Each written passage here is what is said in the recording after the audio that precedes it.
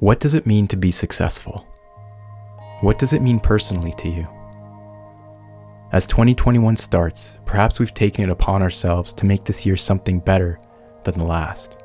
Hit new goals, try something new. Maybe stop doing something that is bad for us. Work out, spend more time with the family. The list goes on and on. What are we trying to accomplish? Who are we trying to impress? What is the main purpose for change?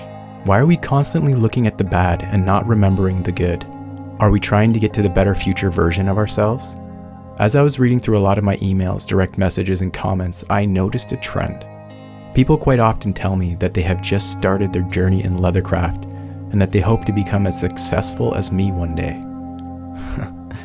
Like me. It's really humbling and flattering, but at the same time it makes me think. What is it that makes them think they aren't already successful? What is the difference between me and a new crafter? What is success measured by? Can we be more successful than others? Yes, possibly. But what is success really? Success can be defined as the accomplishment of an aim or purpose. Perhaps for some it's having a lot of cash in the bank. For others it's having influence or maybe an endless list of accomplishments.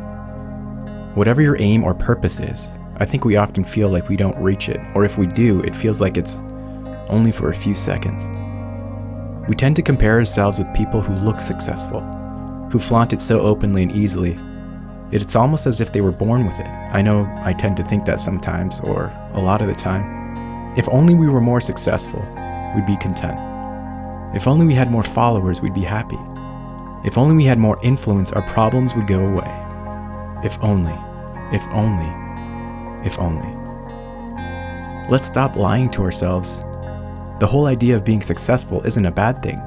Who doesn't want to be successful? I think most of the time we put these impossible expectations on ourselves.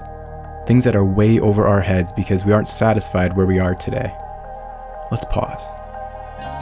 When it comes to our craft as leather crafters, I'd like to show you all that you are successful.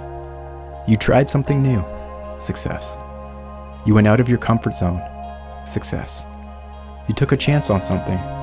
Success. You made something with your own hands. Success.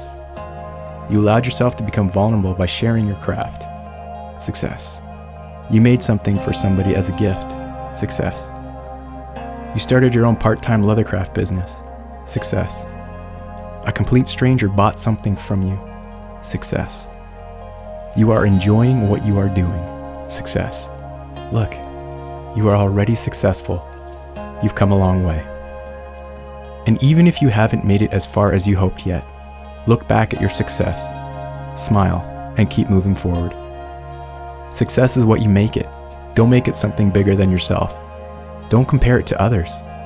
We are all different, with different skills and different abilities.